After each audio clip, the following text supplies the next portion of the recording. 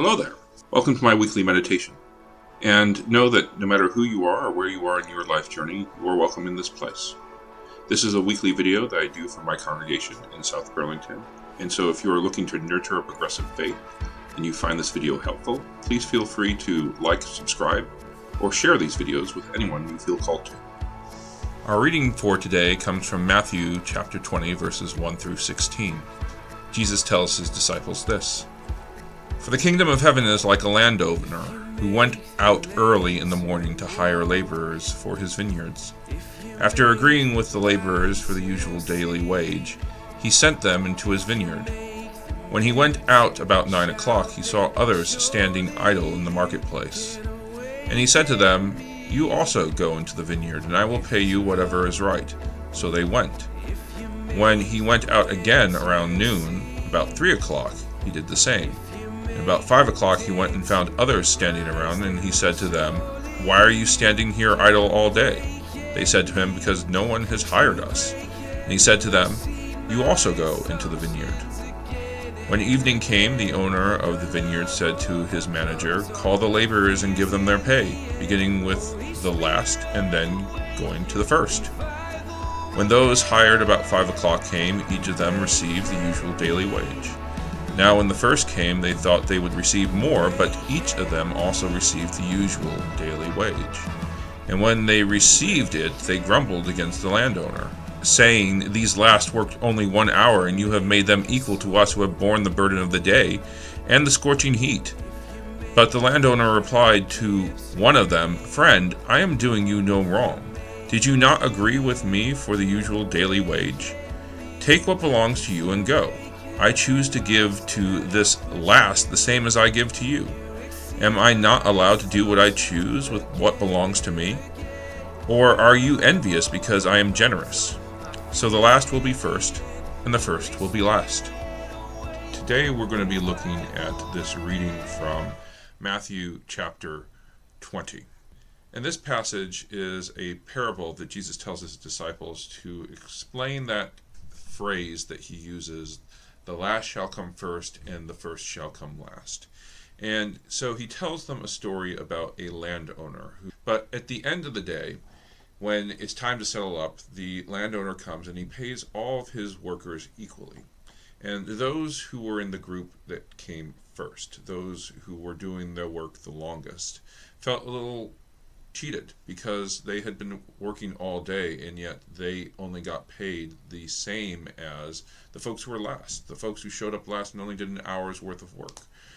And I think that what Jesus is trying to communicate here, especially when the landowner says to one of the people within that first group, well, the last shall come first and the first shall come last, and that I am paying you all fairly, so why are you complaining? I think that the message here really is that we as people who are following God, we as people who are doing God's work, should recognize that God's going to reward us equally, no matter how hard it is we are working. So maybe we should be looking for reward in places other than what is beneficial to us personally, individually. I think that the workers for this landowner in the vineyard, they were expecting cash. They were expecting to be able to have something in hand. And that was what had value for them. But I think that what Jesus is trying to say here in this passage when it comes to doing the work of God, in a lot of ways, sometimes that is its own reward. And for those of us who truly understand God's love, we don't need to really be asked to do that work. We're going to do it because we want to. I think that this message is cleared up a little bit for us in another New Testament reading from Philippians chapter 1, where Paul talks about the rewards of Christ, the rewards of God through heaven and earth. And he talks to his followers about how heaven in a lot of ways is a much nicer place than earth. And he comments that if I had to choose between chilling out in heaven with God and roughing it with you people here on earth, I would totally choose God if what I was looking for was my own comfort. If I was only interested in looking out for myself, I would totally choose to just go to heaven and be with God, because being on earth in a lot of ways stinks. And Paul would know that. He keeps on getting thrown into jail. He's always walking from one city to the next. He has people chasing him down and trying to kill him. And life was not easy for Paul after he embraced Christianity. And so I think, honestly, there is an argument to be made that if we had the choice between living on earth and just going to heaven, why wouldn't we choose just going to heaven? But Paul then turns this conversation on its head by saying, while it would be easier for me to hang out in heaven, I know that I am needed more here on earth with you. And I know that by being here on earth with you, I'm doing God's work and I'm helping God out. And so if I really had to choose between chilling out in heaven with God and being here with you on earth and roughing it, I would choose roughing it here on earth with you, because I don't just love God. I love you. I love you, my brothers and sisters, the same way in which I love God. And I think that that is a very important message when it comes to Christianity, that we shouldn't just love God, we also should love our neighbors.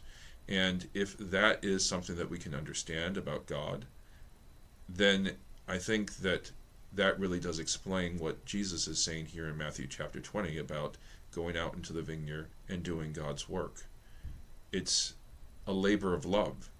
And labors of love feel a lot different than things that you are being forced to do or coerced into doing, or you're just doing to get a paycheck at the end of the day.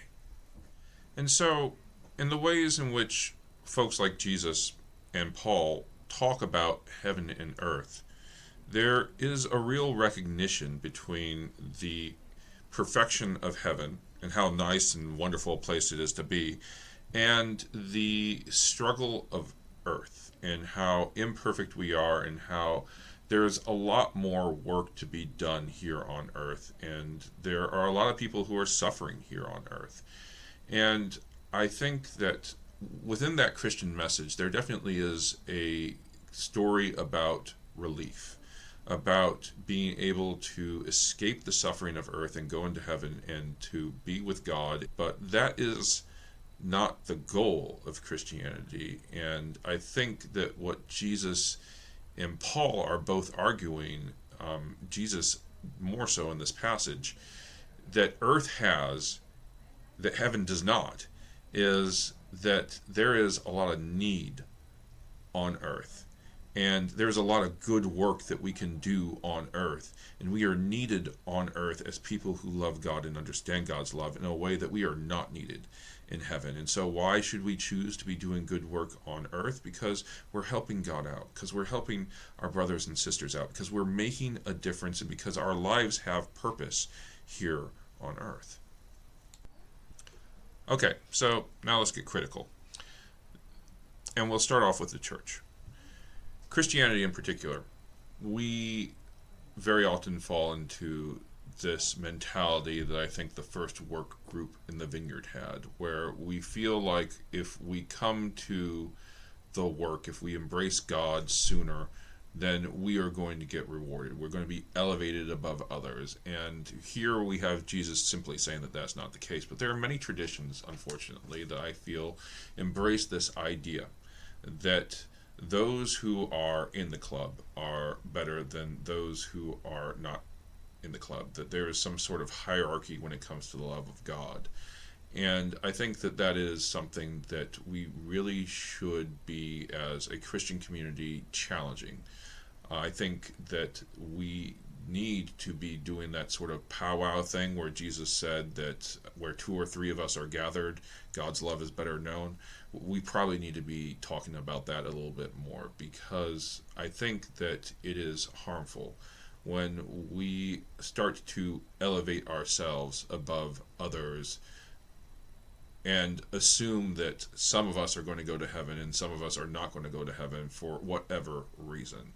It could be for something as simple as you were born into the wrong religious tradition, or you are of a different faith.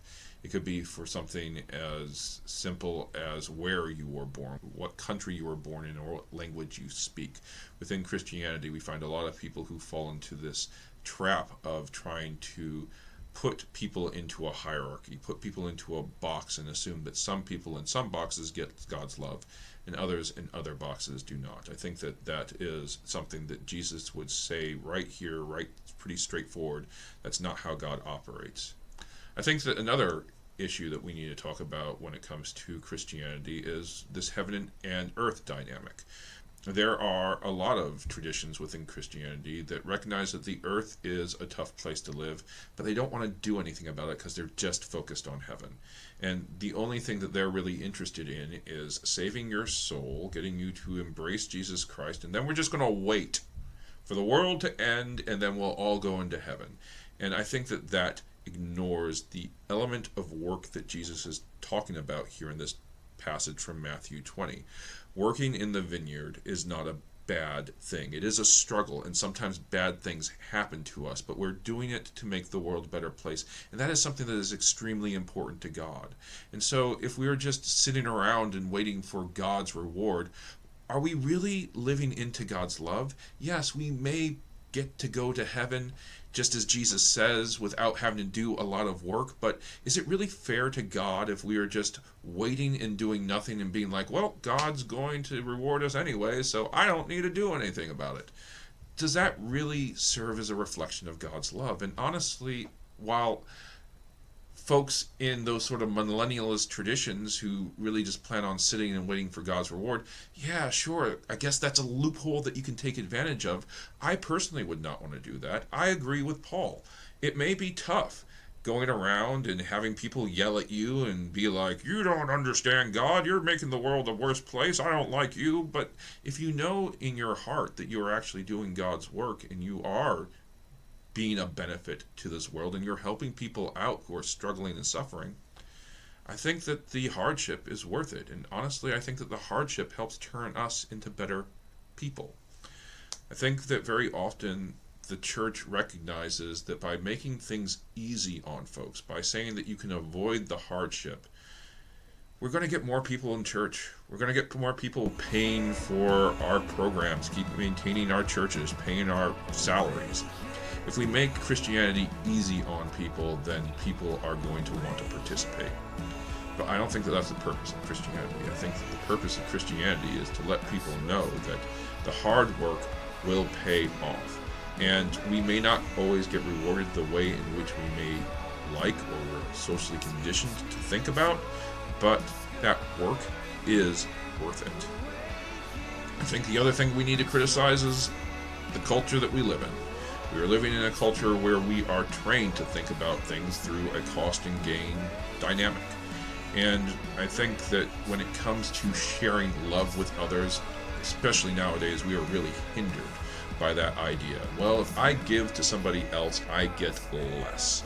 If I allow somebody else into this country, they're going to take jobs away from me. If I give opportunity to this minority group, then my kid's not going to get to go to the great college, Ivy League school that I want them to go to. I think that we are definitely living through a moment in history where we really need to be thinking about where it is the first shall be last and the last shall be first. This is a moral discussion. I'm not going to say that the answer that I've come to is the answer, but I do think that Jesus is making a pretty clear statement. God's love is open to everybody, equally and fairly. Some of us may find ourselves doing that work longer, the work of bringing God's love into the world. We shouldn't expect to be rewarded more for that work, because honestly, the work is its own reward. If we understand the love of God, if we're able to love our neighbors the same way in which we love God, then the reward is being a part of that. The reward is understanding God more. The reward is having our lives turned into something more loving and meaningful and peaceful and just filled. And, I think that sometimes is worth the cost of a bit of struggle. Amen.